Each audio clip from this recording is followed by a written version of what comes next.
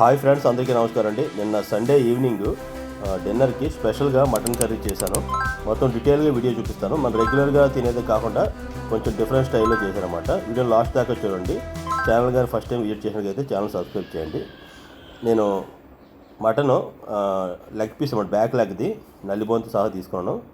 Real ఫ్యాట్తోని, దాని ఉన్న original fat అనమాట. ఇది కొంచెం ఆయిల్తోని చేస్తాను అన్నమాట మటను. ఇది స్పెషల్ ఏంటంటే ఎక్కువ వెల్లుల్లిపాయలు వేసి ఏం మసాలా అంటూ ఏమి ఉండదు అనమాట. దీంట్లోని మన కొబ్బరి కానీ ఇవన్నీ వేయకుండా ఆనియన్స్, పచ్చిమిర్చి, వెల్లుల్లిపాయలు అనేవి చాలా తీసుకున్నాను అన్నమాట. నేను ఒక 100 నుంచి 200 గ్రామ్స్ దాకా. దీని గ్రేవీ ఈ విధంగా చేస్తే వెల్లుల్లిపాయలు ఎక్కువ వేసి చాలా ఎక్స్ట్రాడినరీగా వస్తుంది. జస్ట్ ఒక 2-3 చెక్కలు చిన్నది, ఒక పెద్ద ఇలాచి, చిన్న ఇలాచి, తర్వాత మనం పెట్టుకున్నాం కదా మ్యాక్ ఫ్యాట్, అది కొవ్వు అంటారు అన్నమాట, కొవ్వు పేగు. దాన్ని వేసి మనం బాగా కొంచెం సాల్ట్ వేసి ఫ్రై చేద్దాం. ఇది బాగా ఫ్రై అయిన తర్వాత ఆయిల్ అనేది, ఎక్సెస్ ఆయిల్ అనేది బయటకు వచ్చేస్తుంది అనమాట.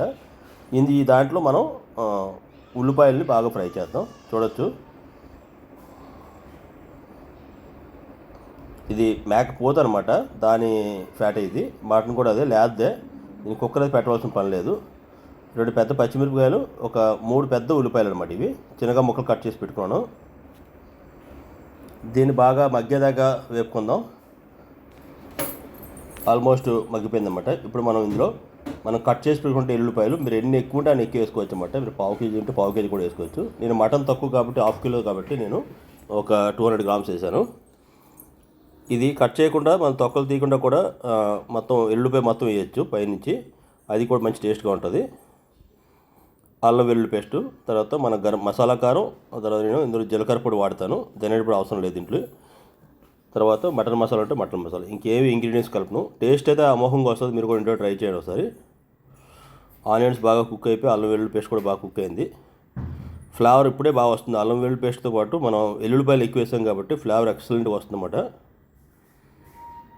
ఇప్పుడు మనం ముందుగా కడిగి పెట్టుకున్న మటన్ని ఇందులో వేసుకుందాం.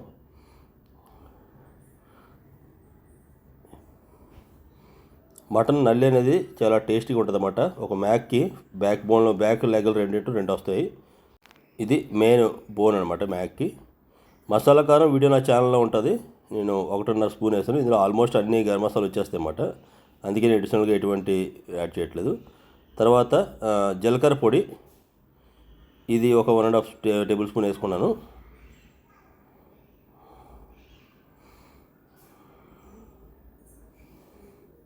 దీన్ని మిక్స్ చేసుకుందాం. నేను ఇప్పుడు దాకా వాటర్ అనేది కొంచెం కూడా యాడ్ చేయలేదండి, ఎందుకంటే దాని మటన్ నుంచి ఆనియన్ నుంచి వచ్చిన వాటర్ అనమాట. ఇది బాగా మిక్స్ చేసుకున్న తర్వాత మన మసాలా కారం, తర్వాత జీలకర్ర పొడిని, ఇప్పుడు మీ దగ్గర ఉంటే ఇది ఆప్షనల్, మటన్ మసాలా ఒకటి యాడ్ చేసుకోండి.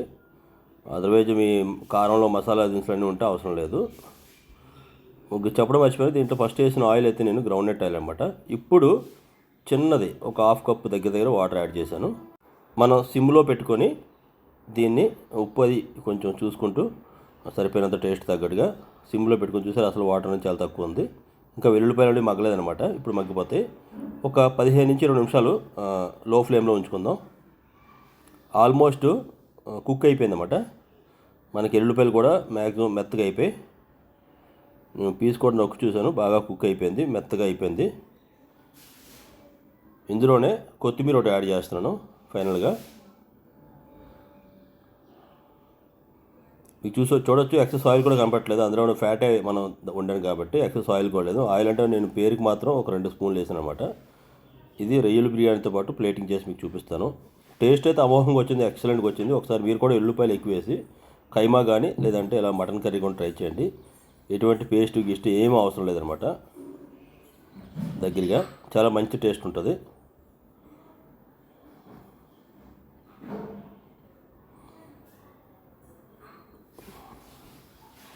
చూడొచ్చు, నల్లి కూడా పర్ఫెక్ట్గా కుక్ అయింది.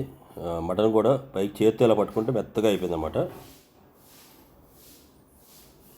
మెత్తగా అయిపోయింది పర్ఫెక్ట్గా. ఈ వీడియో ఎలా ఉంది కింద కామెంట్ పెట్టండి. మళ్ళీ ఇంకొక సరికొత్త వీడియోతో మళ్ళీ మీ ముందుకు వస్తాను. అందరికీ నమస్కారం. Thank you.